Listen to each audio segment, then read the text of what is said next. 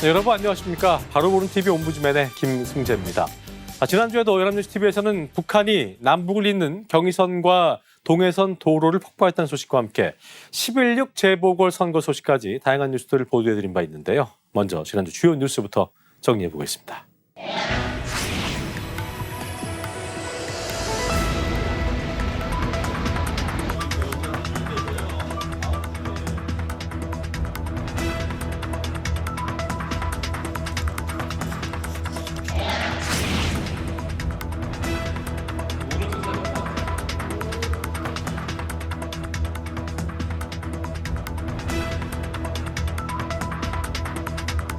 이렇게 연달아 발표하면서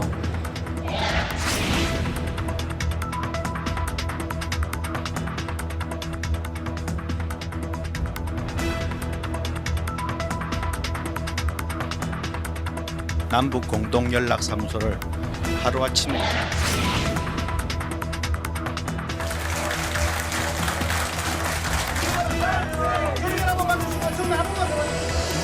반드시 그리고 시급하게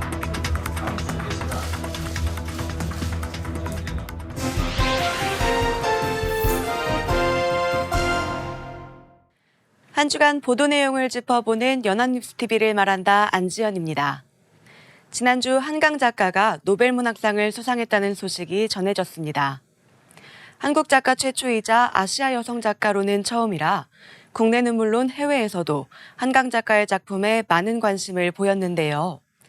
드라마와 영화, K-팝 등이 세계 시장에서 큰 영향을 미치는 가운데 이제는 우리 문학도 그 중심에 설 것이라는 평가가 이어졌습니다. 지난주 연합뉴스TV에서는 이에 대한 내용을 다뤘습니다. 지난 11일 뉴스 초점에서는 문화평론가와 함께 수상의 의미와 작품의 가치 등을 짚어봤습니다. 먼저 전문가는 한강을 세계에 내놓을 수 있는 훌륭한 사람이고 역사와 사회의 상처 등을 다루는 작가로 평가했습니다. 이어 한강 작가가 그려낸 새로운 세계에 대한 희망, 즉 전쟁과 폭력으로 얼룩진 우리 세계의 공격성을 제어하는 것이 수상자로 선정한 가장 큰 이유로 볼 수 있다고 설명했습니다. 또한 스웨덴 할리머니 한강 작가의 시적 산물에 스며 있는 문학 정신을 높게 평가했다는 것이 새로운 세계 문학의 추이를 보여주는 의미가 있다고 덧붙였습니다. 아울러 세계 무대에서 한강 작가의 정서가 통했던 이유를 설명했는데요. 대표 작품인 채식주의자를 통해 한국 사회의 문제들을 정면으로 직시해 자신의 문학 주제로 승화했고 문제 해결을 위해 겪은 고통과 노력의 과정을 세계가 주목하는 것이라며 한강 작가를 떠받치는 문화의 힘이라고 생각한다고 전했습니다. 이와 함께 번역의 중요성도 언급했는데요. 한글 고유의 맛과 정서를 살려 훌륭한 작품을 세계에 알리기 위해 한국 문학계에서 많은 노력을 기울였다고 설명했습니다. 한국에 대한 세계의 관심이 높아진 가운데 한국 문학 작품들을 적극적으로 번역하고 우수한 번역자들이 나타나고 있다고 평가하면서 한강 작가의 수상은 세계가 한국에 도착한 것이라고 생각할 수 있다고 평가했습니다. 이번 대담에서는 노벨문학상 수상에 대한 기쁨과 그 의미를 깊이 있게 다뤘는데요. 작품의 내용을 넘어 작품이 지니는 사회적, 역사적 의미를 함께 짚어봤다는 점이 긍정적으로 보입니다. 작품에 대해 단순한 문학적 성취를 넘어 인류의 공격성과 이를 제어하는 역할을 했다는 것을 짚었고 시적 산물을 높이 평가하며 수상 이유로 강조한 것이 한강 작가 문체의 특성과 문학적 깊이를 잘 설명한 것으로 보입니다. 이와 함께 한국 문학의 국제적 위상을 언급하며 한강 작가의 수상이 미래의 한국 문학 발전에 어떤 기여를 할 수 있을 것인지에 대한 기대감도 엿볼 수 있었는데요. 우리말을 번역할 때 겪는 어려움을 지적하며 이에 대한 지속적 관심과 노력이 필요하다는 것을 주장했습니다. 이는 한강 작가의 작품을 시작으로 우리 문학이 세계적으로 큰 반향을 일으킬 수 있도록 하는 중요한 요인이라는 것을 강조한 것으로 볼 수 있습니다. 다만 한 가지 아쉬운 점은 한강 작가의 작품이 해외 독자들에게는 어떻게 받아들였는지를 살펴봤다면 국내외에서 주목받는 이유나 성공 배경 등을 보다 명확하게 이해할 수 있었을 것으로 보입니다. 평등과 공정성을 중시하는 시대적 흐름 속에서 직장 내 전통적 관행에 대한 재평가가 이루어지고 있습니다. 특히 공무원 사회에서 아직 남아있는 모시는 날 관행이 문제로 지적되고 있는데요. 하급자가 상급자의 식사비를 부담하는 이 전통은 저임금 근로자에게 경제적 부담을 주고 더 나아가 현대적 직장 문화와도 맞지 않는다는 비판이 제기되고 있습니다.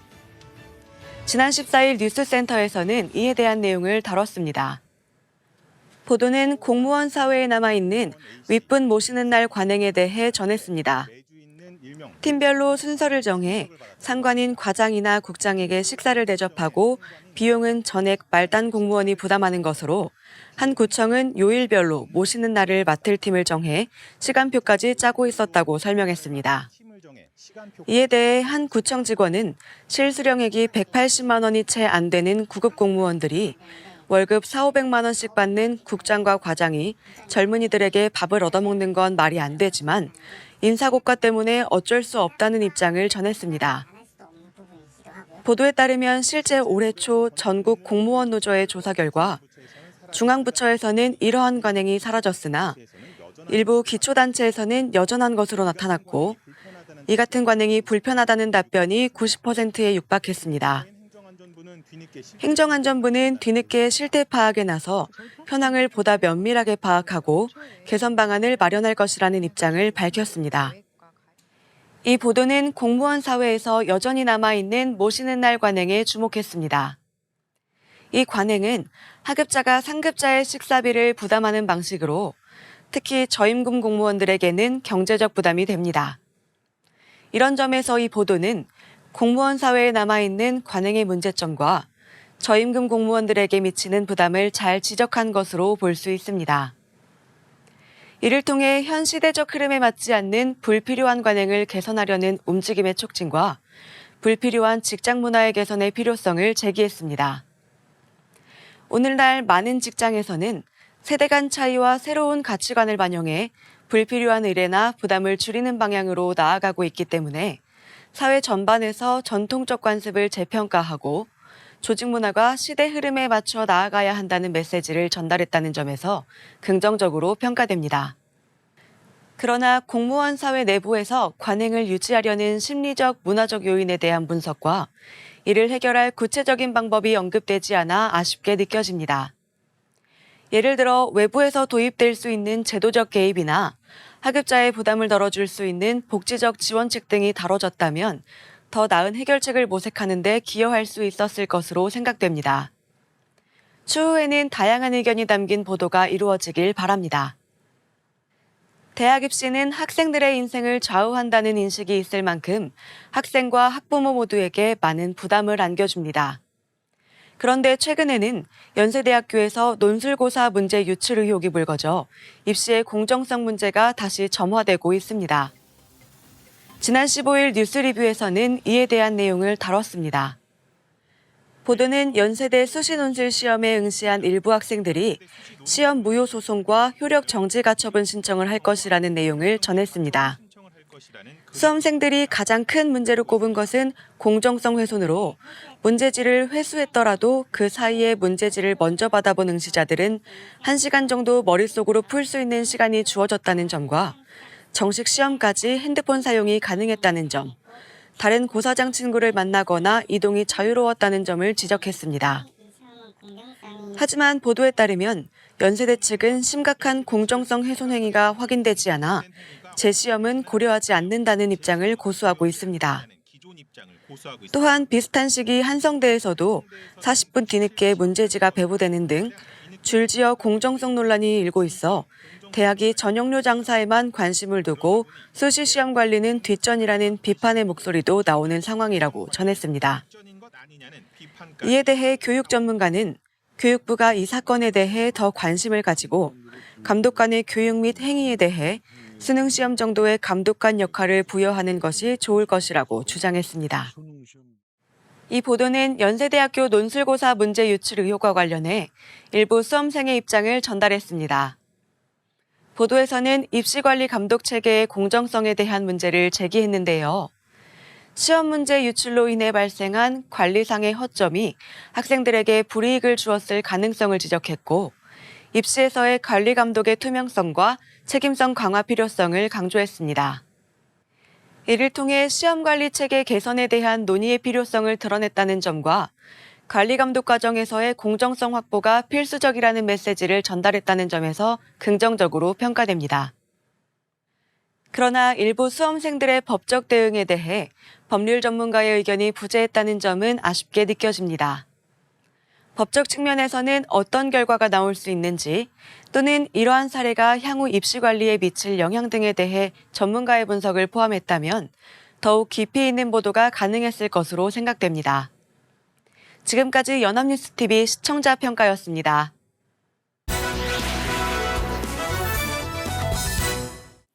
이번 시간은 주말에 방영되는 제작 프로그램을 대학생의 시선으로 분석하고 평가해보는 시간이죠. 캠퍼스 TV 리포트입니다. 이번 주에는 숙명여자대학교 이루연 학생과 함께하겠습니다. 어서 오십시오.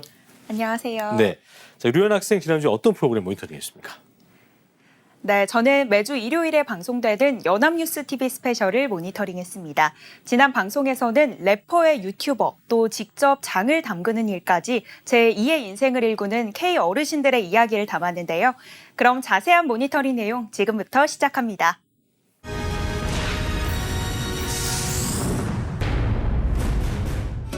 방송은 한 마을 회관의 어르신들을 비추며 시작합니다. 꽃무늬 가방에서 나오는 건 오늘 공부할 교재라고 합니다. 교육 기회를 놓친 어르신들을 위해 칠곡군에서 마련한 성인 문해교실이라고 하는데요. 교재를 들여다보니 영어까지 배우고 계셨습니다. 읽고 배우는 걸 넘어서 암기까지 하고 계셨는데요. 뭘 하시는 걸까 했더니 할머니들께선 이곳에서 결성된 8인조 할머니 힙합 그룹 순이와 칠공주로 활동하고 계셨습니다. 76세 최연소 할머니부터 90을 훌쩍 넘긴 최고령 할머니까지 1년 전 마을회관에서 창단식을 열었다고 하는데요. 가사에는 배우지 못했던 서름, 애환 등 할머니들이 살아온 인생 이야기를 담았다고 합니다. 진솔한 할머니 자신의 이야기에 친근한 박자까지 곁들여져 순이와 칠공주 할머니 힙합 그룹은 탄생 자체만으로도 큰 화제가 됐다고 합니다. 타 지역 축하 무대에 서는 것뿐만 아니라 광고 정책 홍보 캠페인까지 촬영하셨고요. 로이터 통신, AP통신 등의 외신들도 할머니 래퍼 그룹에 관심을 모았다고 합니다. 뒤늦게 한글을 깨우친 할머니들이 한 글자 한 글자 눌러 쓴 글씨체는 칠곡 할매 글꼴로 제작 유포되기도 했다는데요. 방송 자막에 추요을 할머니께서 쓰신 글꼴이 나왔는데 너무 반듯하고 예뻤습니다. 지난 7월 대한민국 65세 이상 인구는 1,000만 명을 넘어섰는데요. 우리나라는 고령 사회에서 초고령 사회로 진입하는 데 단 7년밖에 걸리지 않았는데 이는 OECD 주요국 중 가장 빠른 속도라고 합니다. 이 속도라면 2050년엔 전체 국민 10명 중 4명이 노인이기 때문에 노인의 사회 경제적 역할의 변화가 불가피하다는데요. 이에 발맞춰 우리 사회의 노인상도 달라지고 있다고 합니다. 어르신들이 담소도 나누고 책도 보는 북카페는 40년 넘은 경로당이 어르신 복합 문화시설로 변신한 것이라고 하는데요. 위층에는 다양한 문화 강좌를 수강할 수 있는 프로그램실이 만들어져 있었습니다. 노인 세대의 수요에 맞춰 경로당의 역할도 달라지고 있는 겁니다. 시니어 센터장의 인터뷰를 통해 과거에 비해 지금은 어르신들께서 이것저것 배우고 싶어 하시고 참여하고 싶어 하신다는 걸 알 수 있었습니다. 하지만 건강하고 능력 있는 노인이 늘고 있음에도 이들의 사회 참여도는 낮은 게 현실인데요. 일자리 역시 단순 업무 위주의 공공 일자리가 대부분입니다. 이에 충청북도 청주시의 복지관에서는 특별한 교육이 진행되고 있었는데요. 삼각대 앞에서 사뭇 진지한 어르신들의 눈빛, 바로 시니어 유튜버 양성 교육이 이루어지고 있었습니다. 시니어 유튜버 수업은 노인 복지관마다 가장 인기 있는 강좌 중 하나라고 하는데요. 반응이 폭발적이라고 합니다. 수업 이후 실전 실습도 진행됐는데요. 오늘의 미션은 인터뷰라고 합니다. 중간중간 NG가 있었지만 진지하게 열정을 갖고 도전하시는 어르신들의 모습이 참 멋있어 보였습니다. 교육생분의 인터뷰를 통해 오랜만에 교실에서 듣는 이런 수업들을 통해 어르신들의 마음속에서 새로운 열정이 나타난다는 이야기를 들을 수 있었습니다. 교육을 마치고 나면 충청북도 유튜브 영상 제작단에서 일할 수도 있다고 하는데요. 충청북도에서는 도민들의 인생 이야기를 영상으로 제작해 공유하는 영상 자서전 사업을 진행 중이라고 합니다. 도민 개개인의 인생 이야기나 경험, 지혜 등을 영상으로 기록해서 후세에 남기기 위한 프로젝트인데 어르신이 어르신들의 영상을 담을 때 제일 효과적으로 담을 수 있고 또 진솔한 삶을 이끌어낼 수 있다는 이야기를 들을 수 있었습니다. 오늘의 인터뷰 주인공은 75세 최종수 할아버지라고 하는데요. 능숙하게 인터뷰를 진행하시는 분은 시니어 유튜버 양성교육을 수료하고 이제 영상 자서전 사업의 PD로서 촬영 편집 등을 담당하고 계시다고 합니다. 현재 충청북도에서는 50명의 시니어 유튜버가 활동 중이라고 하는데요. 내년엔 참여 인원을 150명까지 늘릴 계획이라고 합니다. 시니어 유튜버로 활동하고 계신 분의 인터뷰도 들어봤는데요. 영상 자서전 활동도 하고 계시지만 개인 채널도 가지고 계신데 이름을 걸고서 활성화시키는 게 목표라는 걸 알 수 있었습니다. 나이는 있지만 못할 게 뭐가 있겠냐고 하시면서 시니어는 노인 취급을 하는데 그 생각을 바꿔주고 싶다는 말씀이 인상 깊었습니다. 적극적으로 경제 활동을 하는 노인들 또한 늘고 있다고 하는데요. 어르신들이 주축이 돼서 사업 아이디어를 내고 높은 수익을 내는 시니어 기업들이 속속 생겨나고 있는 겁니다. 사이좋게 고추를 따고 있는 이분들은 모두 같은 아파트 주민분들이라고 하는데요. 함께 일구고 수확하는 텃밭으로 같은 아파트 주민인 동시에 사업 동료라고 합니다. 수확한 재료들은 모두 된장, 고추장 등 장의 재료들이 된다고 하는데요. 이 또한 마을 경로당에서 탄생한 전통장 마을 기업이라고 합니다. 177명의 회원을 모집해서 식사를 매일 하다시피 했고 회의를 하면서 반찬값이라도 벌게 된장, 고추장을 써서 수익을 내서 반찬값에 도움이 되자라는 생각으로 시작되었다고 합니다. 이곳이 바로 어르신들의 보물창고라고 하는데요. 직접 기른 재료를 말리고 다듬어 메주를 띄우고 숙성하기까지 비록 오랜 시간이 걸리지만 전통 방식을 고수하고 있다고 합니다. 제품 포장도 하나하나 어르신들의 손으로 이루어지는데요. 함께 모여 일도 하고 이야기도 나누는 것이 건강에도 좋고 또 일상의 가장 큰 활력소라고 합니다. 피할 수 없는 초고령 사회, 인구의 절반인 노인인 사회를 대비하면서 이렇게 노인의 활동 영역이 넓어져야 한다는 말로 방송은 마무리됩니다. 네, 모니터링한 내용 잘 봤습니다. 노현 학생 이번 연합뉴스 TV 스페셜 보면서 어떤 점이 가장 인상 깊었습니까? 네, 저는 어르신들께서 직접 쓰신 이야기로 가사를 만들어 랩을 하시는 장면이 가장 기억에 남았습니다. 그렇군요. 사실 랩이라고 하면 젊은 층의 전유물로만 여겨졌던 것들인데 어르신들의 진솔한 이야기에 어딘가 모르게 구수한 박자감까지 더해져서 함께 가사를 뱉으시는 모습이 새롭고 멋있어 보였습니다. 또 무엇보다 배움의 기쁨을 마음껏 느끼시는 환한 표정이 뭉클했고요. 이 초고령 사회에 접어들고 평균 수명이 늘어나면서 노인의 활동 영역이 넓어져야 한다는 방송의 말에 정말 공감이 됐습니다. 네, 공감할 수 있는 내용까지 잘 들어봤습니다. 지금까지 숙명여자대학교 이루연 학생이었습니다. 고맙습니다. 고맙습니다.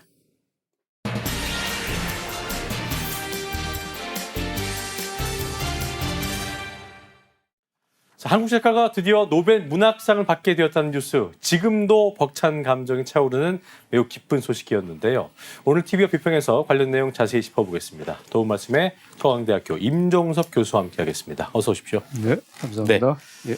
소설가 한강이 한국 작가 최초로 노벨 문학상을 수상하면서 한국 문화의 새 역사를 썼습니다. 지난 10일 오후였는데요. 많은 언론들이 한강 작가의 노벨상 수상을 속보 등으로 전했는데 자, 먼저 언론들이 주목한 내용, 당시 분위기 등을 좀 정리해 보시죠. 네.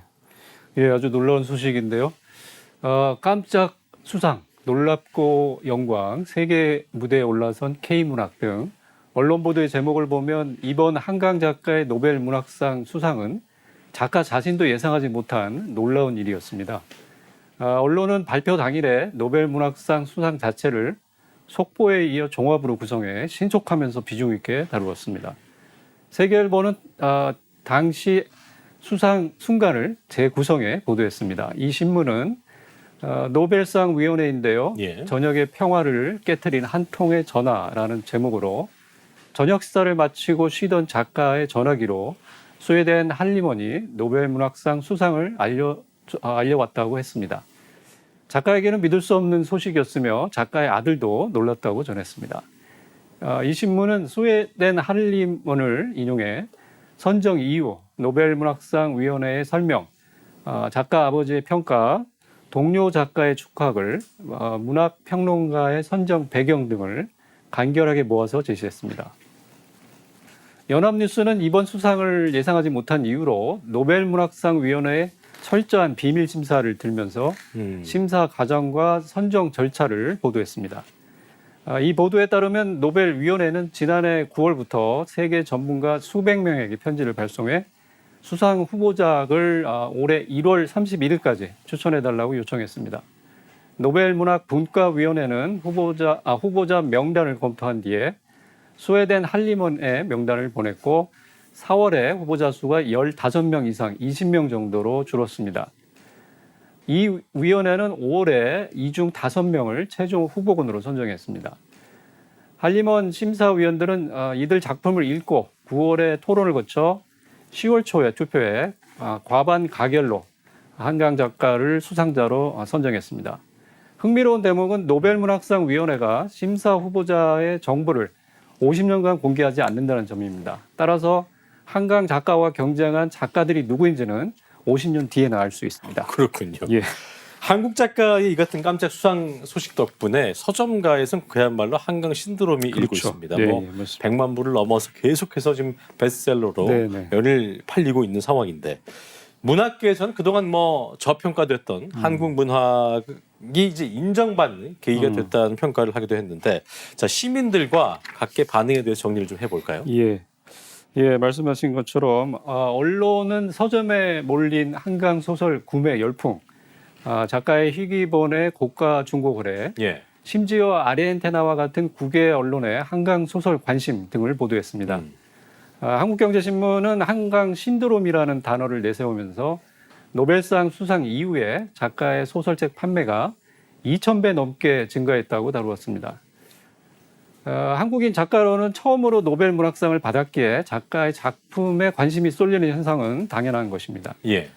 뉴시스는 작가의 초판, 사인본, 양장본 등이 희귀본으로 등장해 웃돈을 얹어 거래되는 현상을 보도했습니다.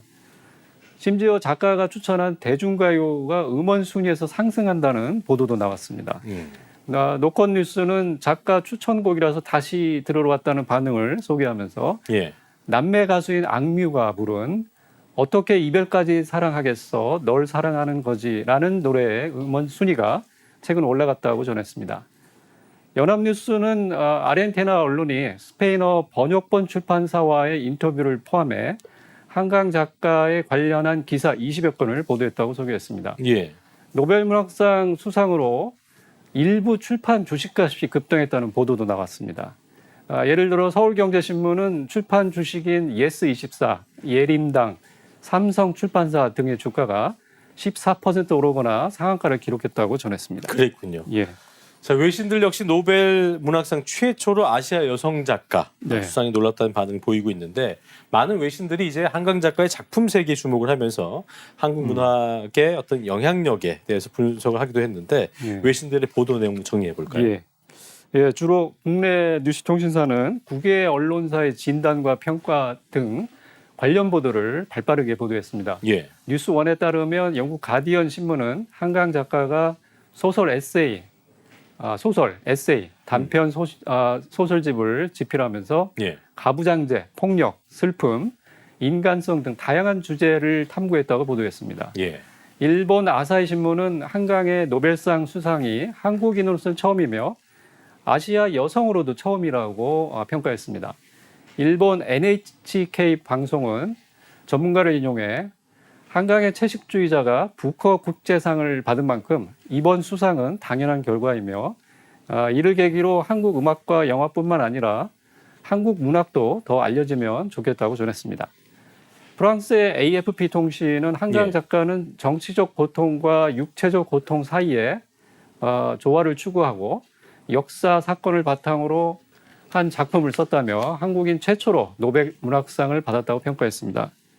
연합뉴스의 보도에 따르면 로이터 통신은 한국 문학이 그동안 일본이나 중국 문학보다 덜 알려졌다며 이번 수상으로 K-팝, 오징어 게임 등 한류가 K-문학으로 확장할 가능성이 크다고 진단했습니다. 예. 미국 뉴욕타임즈는 한국 한강 작가를 비롯한 한국 여성 작가들의 글쓰기는 여전히 가부장적이고 여성 혐오적인 한국 문화에 대해 저항하는 모습이라고 소개했습니다. 그랬군요. 예. 정치권 역시 모처럼 한 목소리로 축하하면서 환영을 했습니다. 하지만 한편으로는 논란도 있었는데 보니까 과거에 이 한강 작가가 문화예술계 블랙리스트에 올랐던 일이라든가 예. 대표 작품이죠. 채식주의자가 경기도 교육청 유해도서로 지정된 일 등이 논란이 되기도 했는데 정치권 반응에 대한 언론 보도도 한번 짚어보죠. 예. 흥미롭게도 미국 외교 전문지인 더 디플로맷은 예. 극한 대립을 되풀이하는 한국 정치권이 오랜만에 한 목소리로 한강의 수상을 축하하는 모습을 보여 놀랍다고 보도했습니다. 예. 이 매체는 이번 노벨 문학상 수상이 대한민국 문학 역사상 위대한 업적이며 국민이 기뻐할 국가 경사라는 대통령의 축하를 소개했습니다.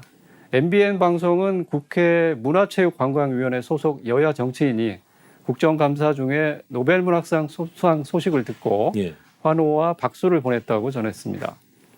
국회 다른 위원회들도 국감 중에 이 소식을 접하고 한 목소리로 축하했다고 합니다. 그렇군요. 정치권은 SNS에도 축하글을 올리는 모습을 보였습니다. 이 방송 보도를 보면 국회의장은 오래오래 기억될 최고의 순간, 역사적 순간이라는 글을 올렸습니다. 경향신문에 따르면 여야 대표는 SNS에 이런 날도 온다며 감회를 올리거나 한국 문화의 쾌거이며 문인들에게 용기와 희망의 꽃이가 될 것이라는 축하의 글을 남겼습니다.